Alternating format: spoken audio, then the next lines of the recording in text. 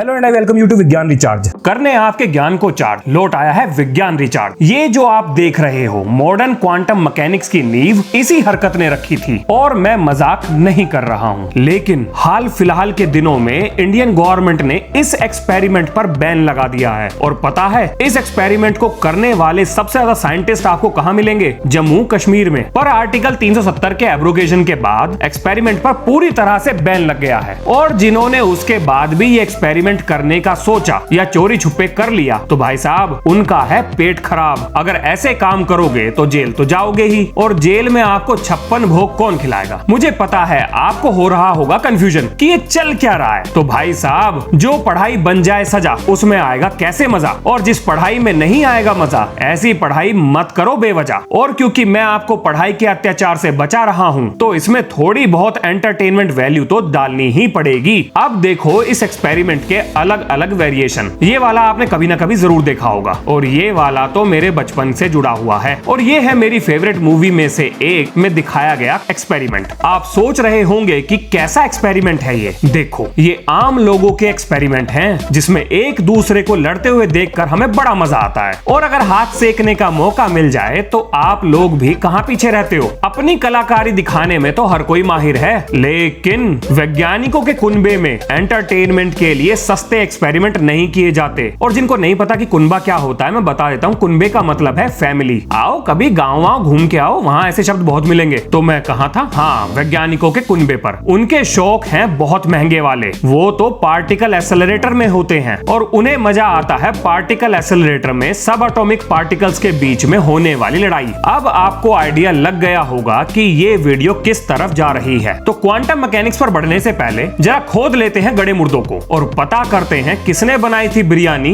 और किसने फैलाया था रायता। तो इस कहानी का सबसे पहला हीरो था डेमोक्रिटस। यही है वो आदमी जिसके दिमाग में सबसे पहले एटम का ख्याल आया था, और वो भी लगभग 2400 साल पहले। और ये बंदा था ग्रीस से। ये ग्रीस वाले खाते क्या होंगे? जो देखो वही वैज्ञानिक। वैसे कम तो हमारे वाले भी नहीं थे, पर हमारे इतिहास को विदेशियों ने बर्बाद कर दिया और अब हमें उसके बारे में ज्यादा कुछ नहीं पता। तो डेमोक्रिटस ने दिया एक शब्द एटमॉस, यानी जिसके टुकड़े ना किए जा सके। पर इन्हें कहां पता था कि इंसान से आप जिस काम को करने के लिए मना करोगे वो सबसे पहले उसी को करता है। तो उसके बाद आया वैज्ञानिकों का कुनबा, लग गया एटम को तोड़ने में। अरे इतनी जल्दी थोड़ी तोड़ देंगे एटम को, अभी तो बहुत लंबा सफर बाकी है। अभी तो बस तोड़ फोड़ शुरू ही हुई है, मतलब पार्टिकल फिजिक्स, और हमें जाना है क्वांटम मैकेनिक्स तक। अब कहानी में एंट्री होती है सेकंड हीरो की, जिनका नाम था जॉन डाल्टन। तो बंदा था गरीब परिवार से और पिताजी करते थे बुनकर का काम, वो भी किसी और की फैक्ट्री में। प्रारंभिक शिक्षा के बाद ये तो पक्का था कि जॉन को अपने परिवार की आर्थिक स्थिति सुधारने के लिए पढ़ाई के साथ साथ कोई ना कोई काम तो जरूर करना था। तो जॉन ने 12 साल की उम्र में ही अपने ही स्कूल में टीचिंग शुरू कर दी। लेवल देख रहे हो बंदे का? मैं तो 12 साल की उम्र में कंचे खेलता था और बहुत सारे जीते भी थे। पर उस दिन टूट पड़ा मेरे पे दुखों का पहाड़, जिस दिन मेरे सारे कंचे छीन लिए गए। माँ के हाथों से कौन बच सकता है? कानून से भी लंबे होते हैं और चप्पल की रेंज तो दूसरे यूनिवर्स तक जा सकती है। तो जॉन के 4 साल के टीचिंग एक्सपीरियंस के बाद उन्हें बना दिया गया स्कूल का प्रिंसिपल, और फिर तरक्की की सीढ़ी चढ़ते हुए वो पहुंच गए मैनचेस्टर, जहां बन गए वो कॉलेज में मैथ्स और फिलॉसफी के ट्यूटर। और उनके हाथ लग गई एक लेबोरेटरी। एक वैज्ञानिक को और क्या चाहिए? लैब दे दो, शांति दे दो,